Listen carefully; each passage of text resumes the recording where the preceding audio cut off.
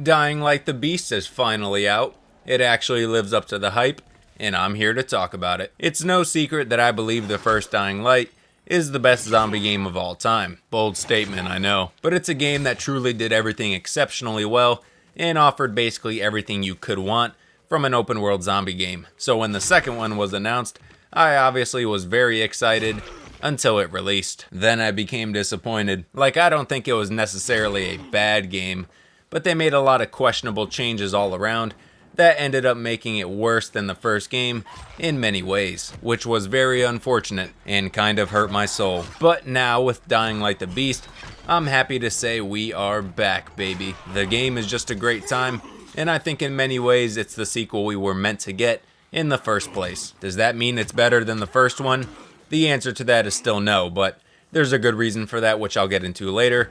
But now let's talk about the game, starting with the story. This Dying Light has got a pretty alright story this time around, and while it's not anything groundbreaking, it's good enough for what it is. I will say I do enjoy having Kyle Crane front and center once again, because I do like the character, and the reason he's back is fairly interesting. I'm not going to really talk about the story much, I don't want to spoil anything for anyone who cares, but all you need to know is the story is for sure better than the second one, but not as good as the first one. And this game throws in some fancy third-person cutscenes, which is a pretty nice touch, I guess. But this is a Dying Light game, so let's talk about what really matters, and that's the gameplay. And I'll just say right off the bat, Techland killed it with this one. It's clear they knew what people liked about the first two games, and just threw a lot of that stuff together into this one. Combat is awesomely gory and feels very punchy and heavy. And when I say heavy, I mean heavy. Like, you throw some fucking haymakers in this game,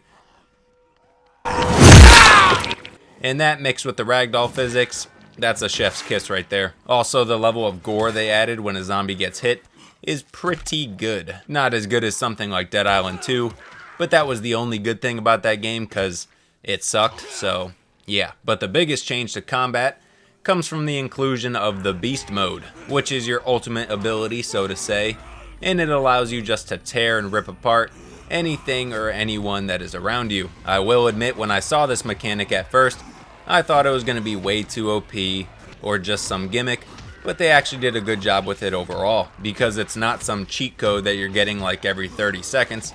It's something that builds up over time as you take and deal damage, and it does not charge fast in my opinion, so when you finally do get that bar fully charged and go into beast mode, you're just like, fuck yeah, let's go. So it's a pretty dope addition to the game. Other than that though, everything else about the combat is relatively the same as the other two games, so if you played the past two Dying Lights, you already know what's going on here, but if you haven't, I recommend you go get your life together and play those games, so that you can be part of the group of people who know what I'm talking about. But now we're going to move on to a very important feature that they somehow left out of the second game, and that feature is nighttime. Nighttime in Dying Light is supposed to be tense, dangerous, and most importantly dark, and the second one just ignores all that. But in Dying Light the Beast, nighttime is once again no joke. It is pitch black when you go outside. It's like if you went outside at night in real life, threw on some sunglasses, and then closed your eyes. That's what this game is like. At least for me, because I got that fancy OLED monitor,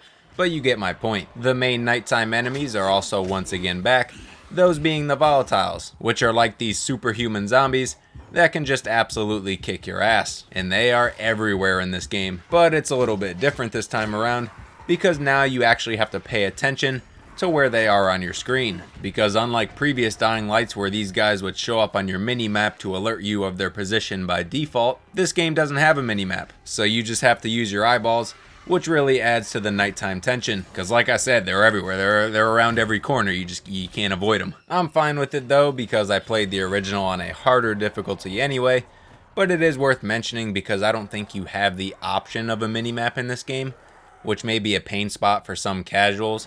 But nonetheless, I love that they made nighttime a major focus point in this game, because it was one of the best aspects of the original. In terms of overall gameplay here though, I don't have too many complaints. I mean, some of the parkour is a little clunky or glitchy here and there, but that's about it. Gameplay is just generally great, and dare I say, maybe the best in the franchise?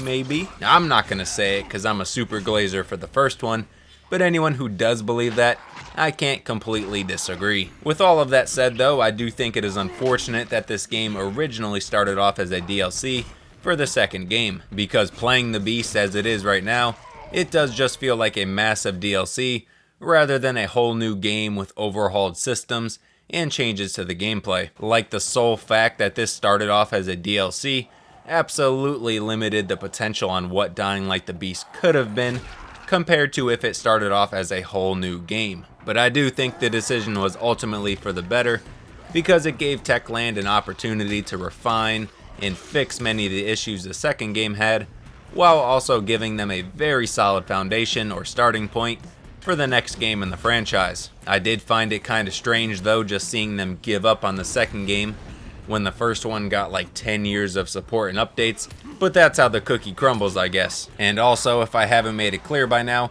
I think this game is way better than the second one, even though it doesn't offer as much content, because what is here is quality, at least to me. And while I would have loved to see Dying Light the Beast as a full-blown sequel, I'm more than happy with the final product they put out here. In thinking about it as a personal preference at this point in time, I'm kinda happy it's not a super long game, because I'm still trying to beat Borderlands 4, Silent Hill is coming out next week, and then Battlefield 6 after that, and then Ninja Gaiden 4 like a day after that. Like, oh my god, oh, Jesus. I don't know where I'm gonna get the time to fit all these games in, but I will find it, and I will hopefully make videos on it. Sorry I went off on a little rant there, but Dying Light the Beast though, absolutely worth your time.